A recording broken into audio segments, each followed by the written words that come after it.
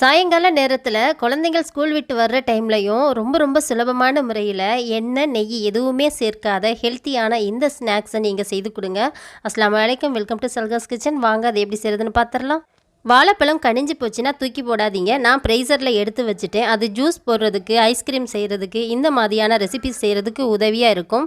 நான் செவ்வாழைப்பழம் வாங்கி வச்சுருந்தேன். அதுலேருந்து ஒன்று எடுத்துக்கிட்டேன் ப்ரைசர்லேருந்து. செய்கிறதுக்கு அரை மணி நேரத்துக்கு முன்னாடியே எடுத்து இந்த மாதிரி உரிச்சிட்டு மசிச்சு வச்சாச்சு. இப்போ நம்ம மாவு செய்ய ஆரம்பிச்சிடலாம்.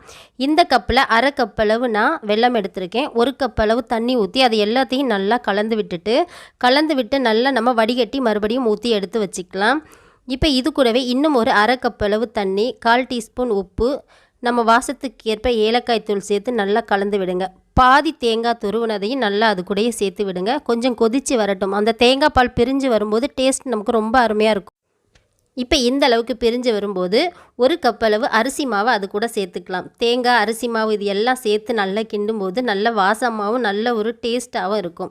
இப்போ இந்த அளவுக்கு நல்லா பக்குவமாக நமக்கு கிண்டி எடுத்தாச்சு. மாவு பார்த்திங்கன்னா கையில் ஒட்டவே இல்லை. உங்ககிட்ட எந்த வாழைப்பழம் இருந்தாலும் ஓகே. நான் ஸ்டவ் ஆன் பண்ணி தான் வச்சுருக்கேன். குறைவான தீயில் வச்சுருக்கேன். இப்போ நம்ம வாழைப்பழம் மசிச்சு வச்சதையும் சேர்த்து நல்லா கலந்து விட்டுக்கலாம். மாவில் நல்லா மிக்ஸ் ஆகணும்.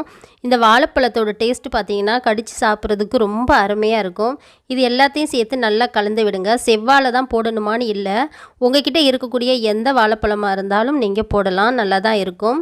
ஆனால் செவ்வாழை கொஞ்சம் ஹெல்த்துக்கு ரொம்பவே நல்லது. எங்கள் வீட்டில் வாங்கி மிச்சமான அந்த வாழைப்பழத்தை வச்சு தான் நான் செஞ்சுருக்கேன். இந்த அளவுக்கு பாத்திரத்தில் ஒட்டாத அளவுக்கு இப்படி திரண்டு வரும்போது நம்ம இப்போ ஸ்டவ் ஆஃப் பண்ணிவிட்டு கொஞ்சம் சூடு ஆற விட்டுறலாம். கொஞ்சம் வெதுவெதுப்பான சூடாக ஆறி வந்துட்டுருக்கட்டும். இப்போ நம்ம வாழை இலை ரெடி பண்ணிக்கலாம். நான் முதல் நாளே வாழை இலையை வெட்டி வச்சுட்டேன். அதனால் எனக்கு சுற்றுறதுக்கு ஈஸியாக இருக்குது. இந்த மாதிரி சுருள் சுற்றிட்டு இப்படி ஒரு டைட் பண்ணுறதுக்கு ஒரு குச்சி எடுத்து இந்த மாதிரி பின் பண்ணி விட்டுருங்க.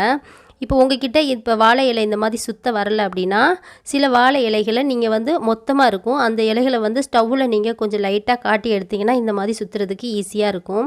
இப்போ எல்லா மாவுகளையுமே நம்ம அந்த இலைகள் சுருள் மாதிரி சுற்றி வச்சுருக்கோம்ல, அதில் எடுத்து நல்லா அமுக்கி விட்டு அப்படியே லைட்டாக நம்ம க்ளோஸ் பண்ணி விட்டுறலாம். பாருங்கள், மாவுக்கு அதிகமாக தன்மை விட்டுறாதீங்க. தண்ணியாக இருந்துச்சுன்னா நமக்கு கொல கொலன்னு இருக்கும், டேஸ்ட்டு நல்லா இருக்காது. நான் போட்ட சர்க்கரையோட அளவு பார்த்திங்கன்னா மீடியமான ஸ்வீட் தான் இருந்துச்சு. ஸோ உங்களுக்கு அதிகமாக ஸ்வீட்டாக வேணும் அப்படின்னா நீங்கள் கொஞ்சம் அதிகமாகவே சேர்த்துக்கோங்க. நான் ஒரு கப்புக்கு அரை கப் அளவு சர்க்கரை சேர்த்துருக்கேன். நீங்கள் ஒரு கப்புக்கு 3/4 கப் அளவு சேர்த்துக்கலாம். இல்லை நீங்கள் சுகர் ஆட் பண்ணுறதுனால அது உங்களுடைய இஷ்டம்தான். இப்போ இது எல்லாத்தையுமே இட்லி பாத்திரத்தில் எடுத்து வச்சு நான் ஸ்டவ் ஆன் பண்ணி கரெக்டாக ஒரு 10 நிமிஷத்துக்கு வச்சுருந்தேன். ரொம்ப சூப்பராக குக் ஆயிருச்சு. அதுவும் அந்த வாழை இலையிலேருந்து நமக்கு வேகும்போது பார்த்திங்கன்னா நல்ல அந்த வாழை இலையில் இருக்கக்கூடிய சத்து எல்லாம் அது கூட சேர்ந்து நல்ல ஒரு வாசமாகவும் நல்ல ஒரு டேஸ்ட்டாகவும் நமக்கு இது கிடைக்கும். ரொம்ப சூப்பராக ரெடி ஆகிடுச்சு பாருங்கள். நீங்களும் செய்து பாருங்கள். இது ஒவ்வொன்றும் குழந்தைங்கள் சாப்பிட்டாலே போதும். ரொம்ப ஹெல்த்துக்கு ரொம்ப நல்லதாகவும் இருக்கும். நீங்களும் செய்து பாருங்கள். செய்து பார்த்துட்டு எப்படி இருக்குன்னு கமெண்ட் பண்ணுங்கள். லைக் அண்ட் ஷேர் பண்ணுங்கள். தொடர்ந்து நம்ம சல்காஸ் கிச்சன் சேனலுக்கு உங்களுடைய ஆதரவை கொடுங்க. நெக்ஸ்ட் இது மாதிரி சூப்பரான வீடியோவோட பார்க்கலாம். பாய்.